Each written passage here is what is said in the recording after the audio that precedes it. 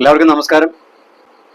സ്ത്രീ സുരക്ഷയ്ക്കും അവകാശ സംരക്ഷണത്തിനുമായി നിർമ്മിക്കപ്പെട്ട നിയമങ്ങൾ നിർഭാഗ്യവശാൽ ചില വിഭാഗം സ്ത്രീകളുടെ കൈകളിൽ വ്യക്തിപരമായ വിരോധം തീർക്കുവാനുള്ള ആയുധങ്ങളായി മാറിക്കൊണ്ടിരിക്കുകയാണ്. പ്രായഭേദമന്യേ ടീനേജ് ആൺകുട്ടികളും യുവാക്കളും പുരുഷന്മാരും ഇത്തരം വ്യാജ പരാതിയിൽ ഇരകളായിക്കൊണ്ടിരിക്കുകയാണ്. യഥാർത്ഥ സ്ത്രീത്വം എന്ന് പറയുന്നത് ആത്മവിശ്വാസത്തിലും കരുതലിലും അധിഷ്ഠിതമായിരിക്കേണ്ട ഒന്നാണ്.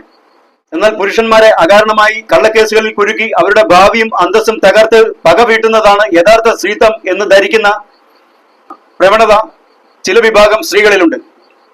ഇത്തരം സ്ത്രീകൾ ഈ പ്രവണത പൊതുസമൂഹത്തിന് കൈമാറുന്നു.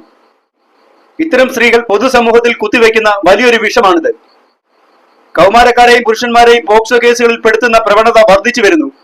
പത്തനംതിട്ടയിൽ ഈ കഴിഞ്ഞ ദിവസം നടന്ന സംഭവം തന്നെ വലിയ ഉദാഹരണമാണ്.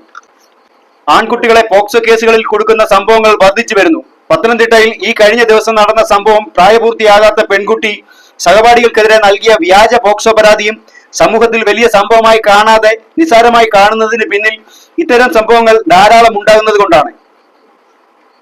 കുട്ടികൾക്കും സ്ത്രീകൾക്കുമെതിരെയുള്ള അതിക്രമങ്ങൾ തടയുന്നതിനായി രാജ്യം നിർമ്മിച്ച ഏറ്റവും ശക്തമായ നിയമങ്ങളിലൊന്നാണ് പോക്സോ നിയമം.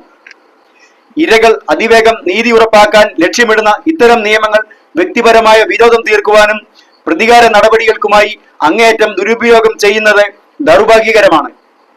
പത്തനംതിട്ടയിലെ സംഭവത്തിൽ കൃത്യമായ സമയത്ത് നടന്ന മെഡിക്കൽ പരിശോധനയിലും പോലീസിന്റെ ശാസ്ത്രീയ അന്വേഷണവും കൊണ്ടാണ് സത്യാവസ്ഥ പുറത്തു വന്നതും ഒരു കൂട്ടം കുട്ടികളുടെ ഭാവി തകരാതെ രക്ഷപ്പെട്ടതും. ഇക്കാര്യത്തിൽ കുട്ടികൾ കുറ്റക്കാരാണെന്ന് വിധിക്കപ്പെട്ടിരുന്നെങ്കിൽ അവരുടെ ഭാവി പൂർണ്ണമായും ഇരുളടഞ്ഞു പോകുമായിരുന്നു. ജുവനൈൽ ഹോമിലെ ശിക്ഷാ നടപടികൾ ഇവരുടെ തുടർന്നുള്ള പഠനത്തെയും കരിയറിനെയും പൂർണ്ണമായും ബാധിക്കുമായിരുന്നു. പോക്സോ കേസിൽ ഉൾപ്പെട്ടു എന്ന ലേബൽ സമൂഹത്തിലും ബന്ധുക്കൾക്കുമിടയിൽ ഉണ്ടാക്കുന്ന അപമാനം ചെറുതല്ല. നിരപരാധിത്വം തെളിഞ്ഞാൽ പോലും നഷ്ടപ്പെട്ട മാനക്കേടും മാറ്റി നിർത്തലും തിരിച്ചു പിടിക്കുക എളുപ്പമല്ല.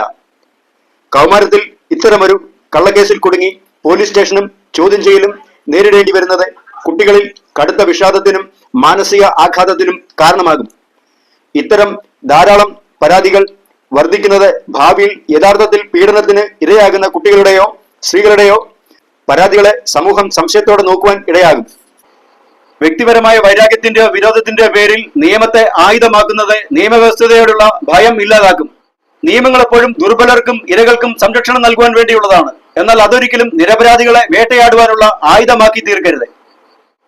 വ്യാജ പരാതി നൽകുന്നവർക്കെതിരെ അതിശക്തമായ നിയമ നടപടി ഉണ്ടായാൽ മാത്രമേ ഇത്തരം പ്രവണതകൾ തടയിടുവാൻ സാധ്യമാകുകയുള്ളൂ. എങ്കിൽ മാത്രമേ നിയമവ്യവസ്ഥയോട് എല്ലാവർക്കും വിശ്വാസ്യതയും കൂറും ഉണ്ടാകുകയുള്ളൂ. ഇന്ത്യയിൽ ഒരു വർഷം ശരാശരി 1,70,000 ആത്മഹത്യകൾ നടക്കുന്നുണ്ട്. ഇതിൽ 73.5% ആളുകളും പുരുഷന്മാരാണ്. അതായത് പ്രതിവർഷം 1,25,000 പുരുഷന്മാർ ഇന്ത്യയിൽ ആത്മഹത്യ ചെയ്യുന്നു. 18 മുതൽ 45 വയസ്സ് വരെയുള്ള യുവാക്കളും മധ്യവയസ്കരുമാണ് ഇതിലേറെയും. ഈ റിപ്പോർട്ടുകൾ ദേശീയ ക്രൈം റെക്കോർഡ്സ് ബ്യൂറോയുടെ റിപ്പോർട്ടുകളെ അടിസ്ഥാനമാക്കിയുള്ളതാണ്.